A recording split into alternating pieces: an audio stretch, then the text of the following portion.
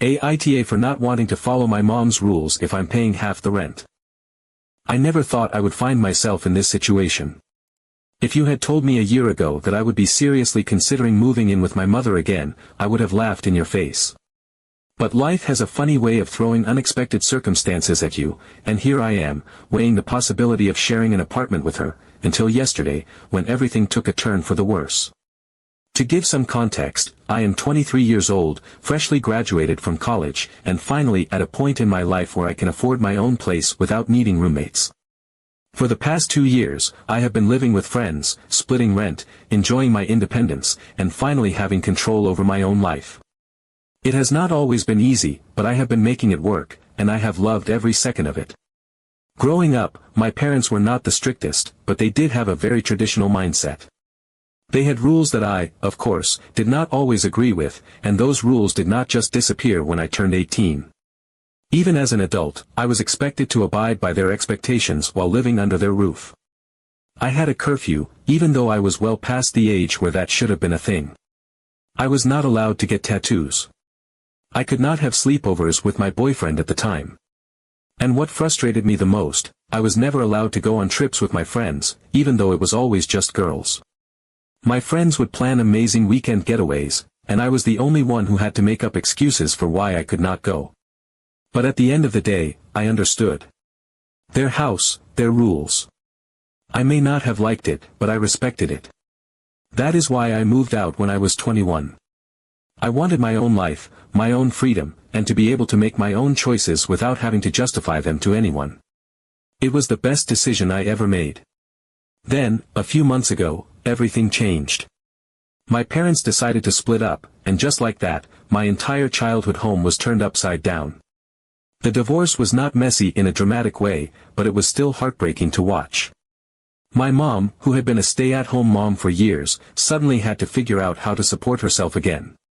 She started working a regular job, but money was tight, and with the house being sold, she needed to find a new place to live. At the same time, I was already in the process of apartment hunting. My lease was coming to an end, and I was excited to finally have a space that was fully mine, without roommates. My mom knew about my plans, and one day, she approached me with an idea: what if we got an apartment together and split the rent? At first, I was genuinely open to the idea. It made sense financially. Rent is expensive, and splitting it with someone would give me more breathing room. Plus, I love my mom. Despite our differences, we have always been close, and I wanted to be there for her. I knew this was a difficult time for her, and I figured that if we set clear boundaries, we could make it work. I made sure to tell myself that this would be different from living at home. This was not me moving back in with my mom, this was two adults sharing an apartment as equals. Or at least, that is what I thought. Yesterday, everything came crashing down.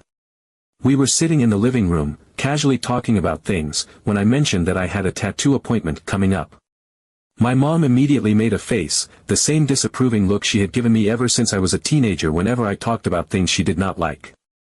I brushed it off at first, thinking she was just going to make a comment and move on, but then she said something that completely blindsided me. Enjoy it now, because once we're under the same roof again, your lifestyle is going to have to change.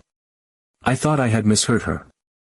I laughed awkwardly and asked what she meant, and that is when she laid it all out. She told me that if we were living together, I would have to follow the same rules I had when I lived with her and my dad. I was stunned.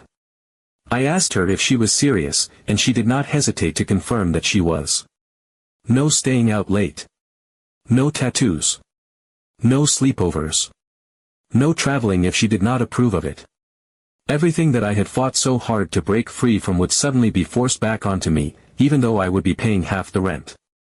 I told her, very clearly, that if we were going to be getting an apartment together as equal adults, I was not going to follow her rules. It made no sense to me. If I was a child still living under her roof, that would be one thing. But I was a grown woman, financially independent, splitting the bills. There was no way I was going to let her control my life like that again. She did not take it well. She immediately got upset, saying I was being disrespectful and rude. She told me that I was ungrateful, that she was disappointed in me, that I was making this all about myself instead of thinking about how difficult this situation was for her. She went on about how she was my mother, and as long as we were living together, she expected me to listen to her and respect her wishes. I stood my ground. I told her that I was not willing to do that, and if those were her expectations, then we would not be getting an apartment together. I was not going to put myself back into a situation where I had to ask permission to live my life. Now, she is furious with me. She keeps saying that I am selfish and that I am abandoning her when she needs me the most. She thinks I am being stubborn and difficult just for the sake of it. She even told me that if I truly cared about her, I would be willing to compromise. But I do not think this is something I can compromise on. I am 23 years old. I go out with my friends when I have a day off. I travel because I finally have the means to do so. I have a trip to Cancun planned for my birthday this summer, something I have been looking forward to for months, and now, apparently, I would have to cancel that if we live together. It is not even about what I do inside the apartment. I would never do anything that would make her uncomfortable in our shared space. But outside of that, she should not have a say. I love my mom. I truly do. And I do not want to damage our relationship. But I cannot ignore the overwhelming feeling that moving in with her would be a massive step backward. I spent so long working toward my independence, and the thought of giving it up, even partially, makes my stomach turn. I do not know if I am being unreasonable. Maybe I am being too harsh. Maybe she really does just need support, and I should be more willing to meet her halfway. But at the same time, I cannot shake the feeling that if I give in to this, I will end up resenting her. And that is something I do not want. Update 1. At first, things were surprisingly smooth. We moved in, settled into our routines, and for the first few days, it genuinely felt like we were equals sharing a space. There were no sudden rules, no overbearing expectations, just two people cohabiting like normal adults. I started thinking that maybe I had overreacted, maybe she really had changed, and this could actually work. I was careful, cautious even, waiting for the other shoe to drop, but as the days passed, nothing happened. No passive-aggressive comments, no lectures about my choices, no subtle attempts to control my movements. She even seemed happy. Relaxed, even. We would eat dinner together, talk about our days, and for the first time in a long time, it felt like we were just two people who genuinely enjoyed each other's company. I started letting my guard down. I told myself I had misjudged her. She was adjusting, just like I was. Maybe all the tension before moving in had been nothing more than nerves. I wanted this to work, and she seemed like she did too, so I let myself believe it was possible. Then, just as I was getting comfortable, she sat me down one evening with a smug little smile and said, "I wanted to give you some time to relax, but now that you're home, we need to talk about some ground rules." Home. That word alone told me everything I needed to know. My stomach dropped as she straightened in her chair, folding her hands like she had been preparing for this moment all along. She wasn't just going to suggest compromises or discuss boundaries. No, she was going to establish rules.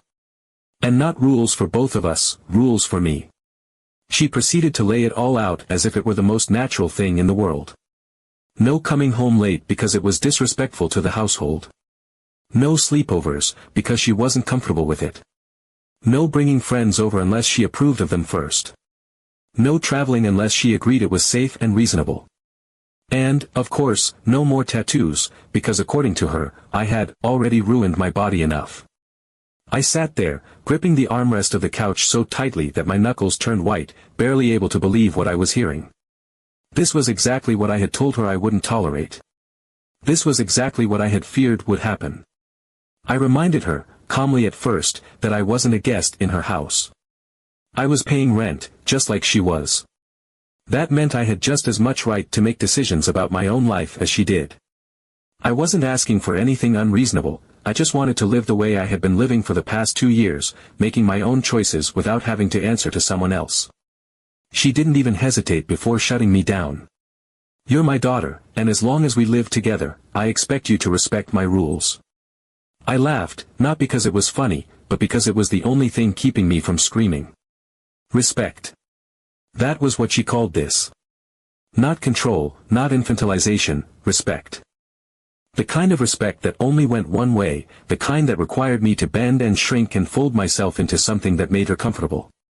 I asked her why she thought she had the right to dictate how I lived my life, especially when we were equals in this apartment. She looked at me like I was a child throwing a tantrum.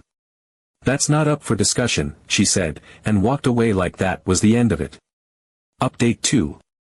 As expected, things only got worse from there. Every time I tried to push back, she doubled down. She didn't just reject my attempts at setting boundaries, she seemed to take them as a personal challenge, an invitation to see just how much control she could still exert over my life. It was as if she had convinced herself that my independence was temporary, that if she just applied enough pressure, I would eventually cave, fall back into line, and let her reclaim the authority she had lost when I moved out 2 years ago. The illusion of peace we had for the first few days was gone, shattered beyond repair. What replaced it was a constant, simmering tension that hung over the apartment like a storm cloud, heavy and unrelenting, always on the verge of breaking but never quite letting up.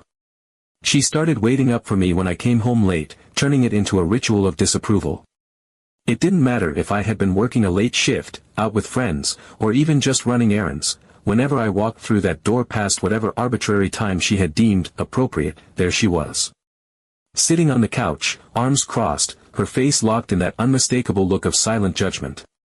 She wouldn't say anything at first, just watch me like a disappointed warden catching an inmate sneaking back into their cell. Then, after an excruciating pause, she would sigh, slow and deliberate, like she was carrying the weight of the world on her shoulders. And then came the comments, always wrapped in the thin veneer of motherly concern but never quite masking the underlying criticism. It was always something about how late it was, how unsafe it was for a young woman to be out alone, how reckless I was being. The message was clear, she didn't approve, and she wanted me to feel it.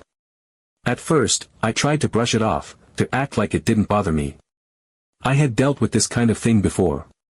But it became harder when she escalated her tactics. If I was out late and she didn't know where I was, I would get texts, long, suffocating messages about how worried she was, how inconsiderate I was being, how it wasn't responsible for a young woman to be out so late.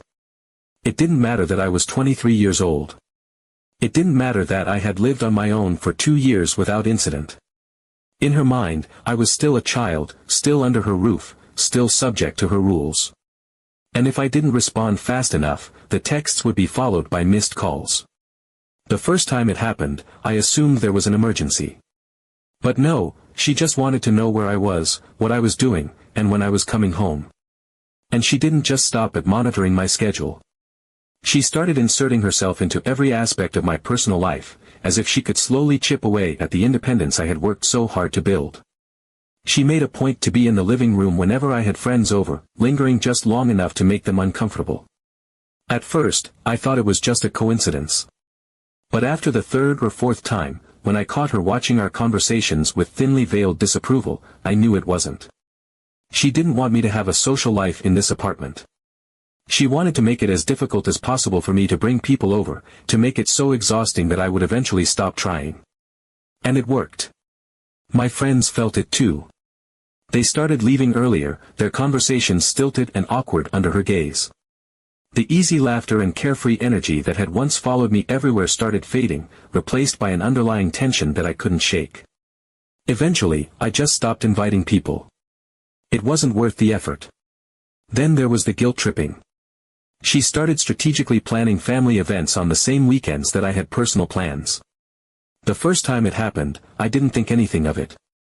The second time, I started to suspect it wasn't a coincidence. By the third time, I knew it was deliberate. I had told her weeks in advance that I had a trip planned, something I had been looking forward to for months. And suddenly, just days before I was supposed to leave, there was a big family dinner planned for that same weekend, something she swore she couldn't reschedule. When I told her I couldn't go, she acted like I had announced I was cutting all ties with the family forever.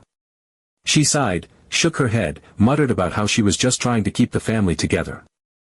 And when I didn't change my mind, she resorted to silence, a full 24 hours of cold, passive-aggressive silence, making sure I felt the weight of her disappointment in every step she took around the apartment.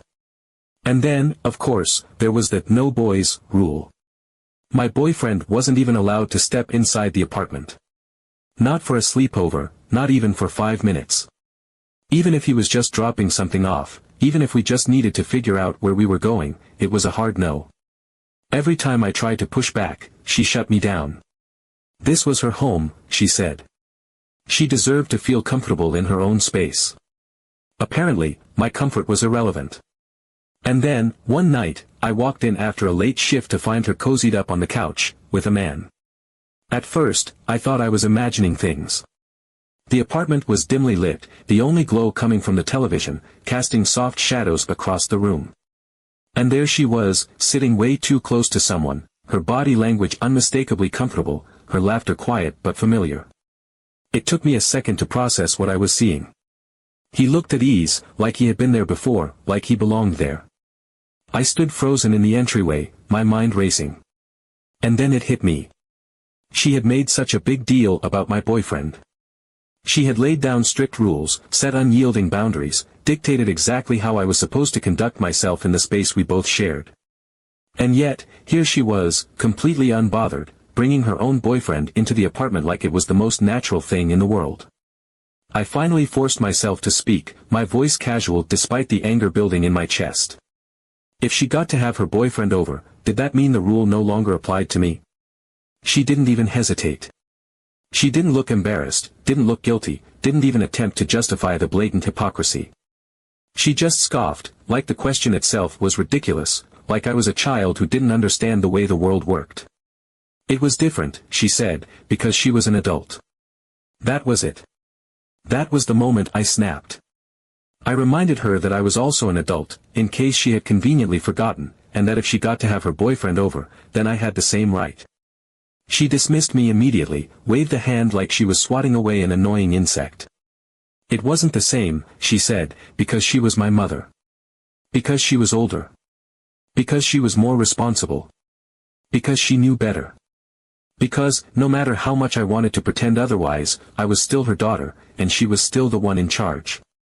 I stood there for a moment, something inside me twisting, breaking, snapping under the weight of all the contradictions. This wasn't just unfair, it was absolute hypocrisy. And if she thought I was just going to sit there and take it, she had another thing coming. Update 3. I decided I had two choices, I could either keep fighting a losing battle or go full petty mode. I chose the latter. If my mother wanted to treat me like a rebellious teenager instead of an equal roommate, then I would give her exactly what she expected. I stopped tiptoeing around her ridiculous rules. No more trying to appease her, no more trying to keep the peace. If she wanted to play this game, I was going to play it better. First, I started staying out even later. If she was going to wait up for me like I was 16 again, then I was going to make sure she had plenty of time to sit there and stew in her frustration. I made a point of coming home well past the imaginary curfew she had tried to set, walking in with a breezy, casual attitude like I had all the time in the world. If she tried to give me a lecture, I just smiled and shrugged, saying things like, "Sorry, I must have lost track of time," before walking straight to my room. I could see the irritation on her face, the way she wanted to snap back, but she knew she had no real authority over me anymore. Then, I started inviting people over constantly. If she was going to make my friends feel uncomfortable in our shared space, I was going to make sure she got used to their presence. I brought them over for dinners, for movie nights, for long, loud conversations that lasted well past midnight. I made sure the apartment was always filled with chatter and laughter, filling up every quiet, judgmental space she tried to create. If she lingered in the living room like some kind of self-appointed chaperone, I didn't acknowledge her. If she huffed and sighed dramatically, I ignored it. She could either deal with it or move out, but I wasn't going to shrink my life just to make her comfortable. And then, for the best part, I made sure her hypocrisy didn't go unnoticed. I started dropping little hints about her rules to her boyfriend. It wasn't hard. He was a nice enough guy, and he actually seemed to enjoy casual conversation with me.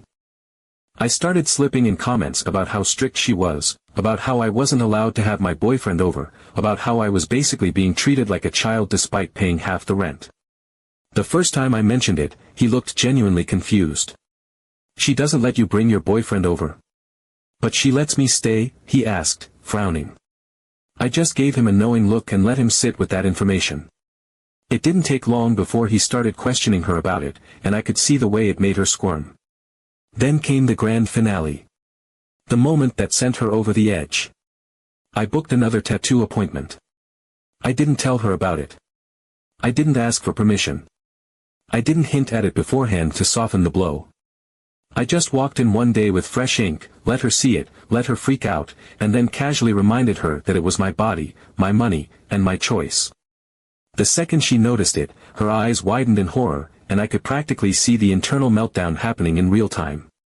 She launched into another speech about how I was making terrible choices, how I was ruining my body, how I clearly had no sense of respect.